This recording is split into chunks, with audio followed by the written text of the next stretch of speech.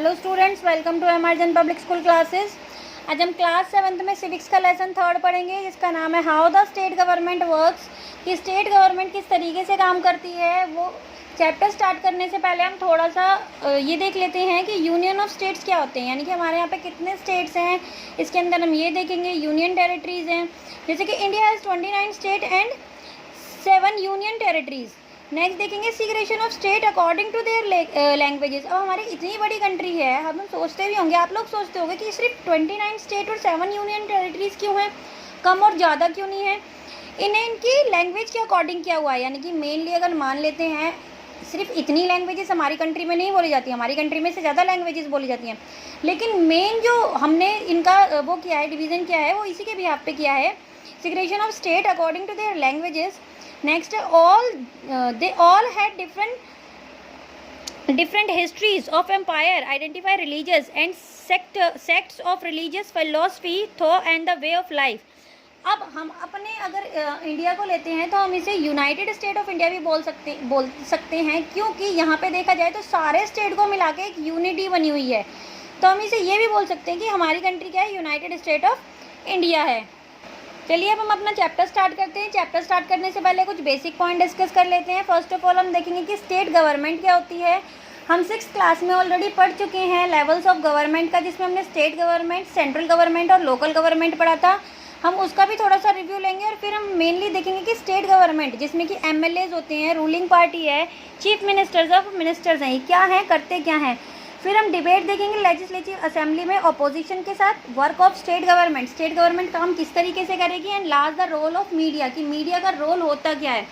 First of all हम देखते हैं स्टेट एंड सेंट्रल गवर्नमेंट। देखिए स्टेट एंड सेंट्रल गवर्नमेंट कैसे होती है, क्या होती है। जैसे कि हमने 6th क्लास में ऑलरेडी डिस्कस किया है अपने चैप्टर में कि व्हाट इज गवर्नमेंट, जो हमारा चैप्टर था उसमें हम ऑलरेडी पढ़ चुके हैं कि हमारी गवर्नमेंट के 3 लेवल्स होते हैं। First of all central level पे, लोकल लेवल पे, जो कि विलेज और टाउन से हम लोअर से स्टार्ट करते हैं। उसके बाद हम स्टेट्स पे आते हैं, जैसे कि फॉर एग्जांपल हरियाणा, पंजाब, उनमें अपनी एक इंडिविजुअल गवर्नमेंट होती है जो कि अपने स्टेट के लिए सारे वर्क करती है, उनकी डेवलपमेंट को लेकर उनकी प्रॉब्लम्स का सॉल्यूशन करती है, लॉ रूल रेगुलेशन बनाती है, उन्हें इम्प्लीमेंट कराती है, साथ के साथ अगर उन्हें फॉलो कोई नहीं करता है तो पनिश भी करती है। देन आते हैं हम सेंट्रल गवर्नमेंट पे, जो कि पूरी एंटायर कंट्री को देखती है।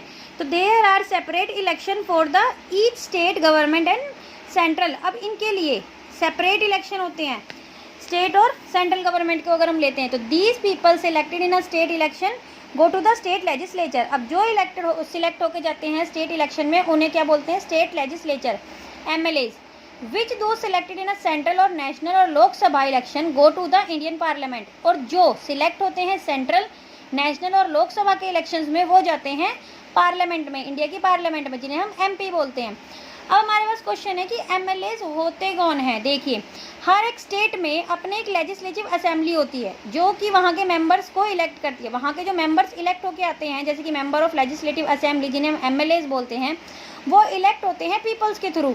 वो क्या करते हैं, वो लॉ बनाते हैं गवर्नमेंट में। तो each state is divide into the different area of constituency, तो हर एक स्टेट अलग अलग कॉन्स्टिट्यूंसीज में डिवाइड हो रखा होता है। उसमें से बहुत सारे मेंबर्स खड़े होते हैं एज अ लीडर, लेकिन और उसी तरीके से उनके अपने अलग अलग वोटिंग मार्क भी होते हैं। लेकिन जो इलेक्शंस विन करते हैं वही, इसमें जो इलेक्ट होके आते हैं वही MLAs बनते हैं। तो person is elected from the each constituency to be a MLA, they them become a member of legislative assembly. और उसके बाद वो कौन बनते हैं, मेंबर ऑफ लेजिस्लेटिव असेंबली बनते हैं। अब मिनिस्टर्स कौन से, देखिए ये जो MLAs इलेक्ट होके आए हैं ये ही अपने एक हेड को चुनते हैं, जो कि चीफ मिनिस्टर होता है। और वो चीफ मिनिस्टर इन्हीं सारे MLAs में से कुछ मिनिस्टर्स को अपॉइंट करता है। अब ये सारा वर्क होता किस तरीके से है, देखो जो कि स्टेट का गवर्नर होता है वो अपॉइंट करता है चीफ मिनिस्टर को, और वो ही अपॉइंट करता है मिनिस्टर्स को। इसका प्रोसेस क्या होता है, इन्हें एक शपथ ग्रहण कराई जाती है जो कि अपने काम करेंगे और ईमानदारी से सारे अच्छे तरीके से काम करेंगे, और सारा काम होता है गवर्नर का। तो chief minister and other minister have the responsibility of running various government department and minister. अब इन्हीं के ऊपर सारी रिस्पॉन्सिबिलिटी होती है जिस डिपार्टमेंट में जिस मिनिस्टर को इलेक्ट किया जाता है कि वो अपने वर्क को अच्छे तरीके से कराएंगे। अब लेजिस्लेटिव असेंबली क्या होती है, देखिए जो ये एमएलएज इलेक्ट होके आते हैं ये हमारी कंट्री को रन करने के लिए रूल और रेगुलेशंस बनाते हैं। तो ये रूल और रेगुलेशंस कहाँ बनाते हैं, लेजिस्लेटिव असेंबली में। तो legislative assembly is a place where all the elected member from the ruling party as well as the opposition meet to pass a law and discussion various things. यानी कि यहाँ पे जो इलेक्टेड मेंबर हैं, MLAs हैं, वो अपनी country के लिए रूल एंड रेगुलेशंस बनाएंगे और अपोजिशन पार्टी के जो लीडर्स हैं वो भी इसमें बैठते हैं और इनके ऊपर डिस्कशन होता है और फाइनली डिसीजन लिया जाता है। तो hence some MLAs have dual responsibility, one of the MLA and other the ministers. अब ये जो एमएलएज होते हैं इनके पास ड्यूल रिस्पॉन्सिबिलिटी होती है। कैसे, एक तो ये एमएलए होते हैं अपने स्टेट के और दूसरे फिर ये मिनिस्टर्स भी अपॉइंट होते हैं, तो इन्हें ड्यूल रिस्पॉन्सिबिलिटी को फुलफिल करना होता है। तो अब नेक्स्ट है debate of the legislative assembly. अब लेजिस्लेटिव असेंबली क्या है, अभी मैंने जैसे कि आपको ऊपर बताया कि जहाँ पर हमारी कंट्री के लिए रूल एंड रेगुलेशंस बनते हैं, लॉ बनते हैं, वहाँ पर डिबेट होती है। डिबेट किसके साथ होती है, अपोजिशन पार्टी के साथ। यानी कि जो रूलिंग पार्टी है वो रूल एंड रेगुलेशंस बनाएगी, लॉ बनाएगी और जो अपोजिशन पार्टी होती है वो उसके पास पूरा राइट होता है कि वो उससे रिलेटेड क्वेश्चंस कर सके, अपने ओपिनियन दे सके कि आप ये जो बना रहे हो, रूल रेगुलेशन बना रहे हो, ये किस लिए बना रहे हो। देखिए जैसे कि in a democracy opposition also play a vital role. MLA opposition can express their opinion and ask question to ruling party relate to any issue. They also give suggestion about what should be done the government. All the MLA are together responsible for the working of the government. अब government का काम क्या होता है, देखिए government का काम ये होता है, एक तो ये हमारे लिए सारे रूल रेगुलेशन बनाएगी, ठीक है, उन्हें फॉलो कराएगी, उन्हें इम्प्लीमेंट कराएगी, अपनी कंट्री को सारी फैसिलिटीज़ भी प्रोवाइड कराती है। जैसे कि the people in the power like the CM, जैसे सीएम है, चीफ मिनिस्टर और मिनिस्टर्स है, इन्हें क्या मिली, इन्हें पावर मिली है, हर अपने अपने फील्ड में पावर मिली है। फॉर एग्जांपल एग्रीकल्चर डिपार्टमेंट हो गया या फिर पब्लिक वर्क डिपार्टमेंट हो गया, एग्रीकल्चर डिपार्टमेंट हो गया, public work department, health department, education department.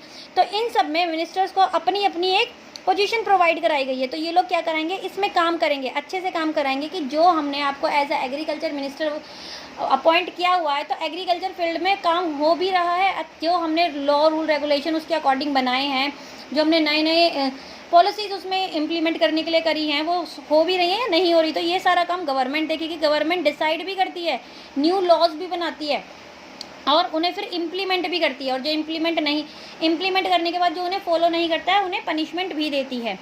अब हमारा लास्ट टॉपिक है रोल ऑफ मीडिया। मीडिया का रोल क्या होता है, देखिए आज के टाइम पे हम देखते हैं न्यूज़पेपर देखते हैं, टीवी देखते हैं, इवन आज इंटरनेट की हमारी ये दुनिया है, हम फ़ोन में भी लगे रहते हैं, तो हमें ये सारी इन्फॉर्मेशन कि गवर्नमेंट में क्या हो रहा है, हमारी सोसाइटी में क्या चल रहा है, ये सारी इन्फॉर्मेशन हमें किसके थ्रू मिलती है, ये सारी इन्फॉर्मेशन हमें मीडिया के थ्रू मिलती है। तो elected leader also have to hold the press conference where large number to media press on once are present. अब क्या होता है, ये जो इलेक्टेड मेंबर होते हैं ये मीडिया को बुलाते हैं और प्रेस कॉन्फ्रेंस कराते हैं, किस लिए कि हमने जो नए नए रूल एंड रेगुलेशंस बनाए हैं, लॉ बनाए हैं अपनी कंट्री के लिए, वो आप लोग सोसाइटी तक पहुंचाएं, जो कि इम्प्लीमेंट हो सके, जिससे कि सोसाइटी अवेयर हो सके कि हमारे डेवलपमेंट के लिए हमारी गवर्नमेंट ने हमें क्या क्या चीज़ें प्रोवाइड कराई हैं। तो ये किसके थ्रू पॉसिबल होगा, सिर्फ मीडिया के थ्रू पॉसिबल होगा।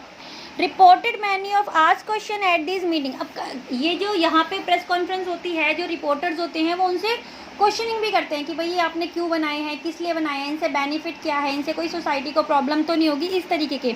Even these decision are reported in different newspaper and news channels. और ये जितनी भी बातें होती हैं ये सब न्यूज़ रिपोर्टर्स जो होते हैं, सारे न्यूज़ चैनल्स अपने अपने न्यूज़पेपर्स में, न्यूज़ चैनल्स जो होते हैं जैसे कि हम टीवी पे देखते हैं, सब अपने चैनल्स में दिखाते हैं।